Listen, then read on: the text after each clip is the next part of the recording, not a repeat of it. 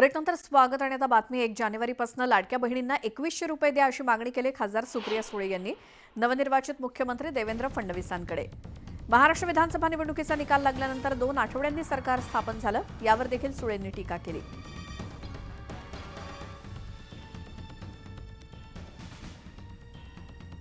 काल देवेंद्रजी असं म्हणाले की लाडकी बहीण योजना ते त्याचे 2100 रुपये ते सुरू करणार आहेत लवकरात लवकर। मला असं वाटतं नवीन वर्ष सुरू होतंय, त्याच्यामुळे आता डिसेंबर किंवा जानेवारी आता जर शक्य असेल तर शक्य झालं तर डिसेंबरमध्येच करा, पण आता डिसेंबर महिना सुरू झाला असेल तर 1 जानेवारी 25 पासून जी 2100 रुपयाची त्यांची मागणी, आम्ही तर 3000 देणार होतो आमचं सरकार आलं असतं तर आमची तर मागणी 3000चीच असेल, पण पहिला टप्पा 2100 रुपये 1 जानेवारी पासून त्यांनी सुरू करावे। पुढची बातमी मार्कडवाडीतील ईव्हीएम विरोधात आंदोलन संपूर्ण देशभरात चर्चेचा विषय बनला। अतुल लोंढेंनी राहुल गांधी आणि नाना पटोलेंच्या निरोपानंतर मार्कडवाडीला भेट दिली। मार्कडवाडीची माती ही देशाला आदर्श देणारी आहे, तिथली माती घेऊन जाऊन आम्ही राहुल गांधींच्या कपाळी लावून देशभर आंदोलन सुरू करणार आहोत असं ते म्हणाले।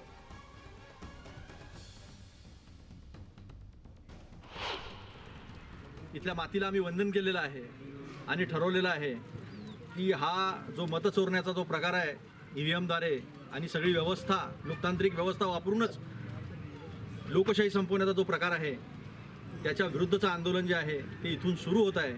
आणि इथे हे राष्ट्रीय स्तरावर हे आंदोलन होऊन जोपर्यंत मतपत्रिकेवर बॅलेट पेपरवर मतदान घेण्याची प्रक्रिया सुरू होत नाही तोपर्यंत हे आंदोलन सुरू राहील असा शब्द जो आहे तो मार्कडवाडीच्या गावातल्या लोकांना आम्ही देतो आणि त्यांचं नेतृत्वही मान्य करतो।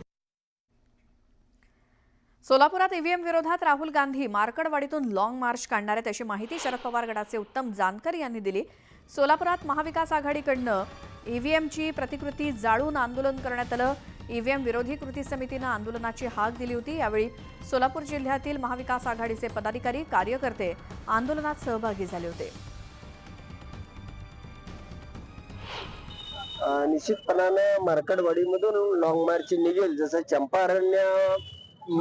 चंपारण्यामध्ये स्वातंत्र्याची सुरुवात झाली आणि हे करावं लागेल आणि हा नाही केला तर आपला देश रसातळाला जाईल, बुडेल, अराजकता पसरेल आणि अशा पद्धतीची अराजकता या आपल्या राज्याला देशाला सोसणारी नाही।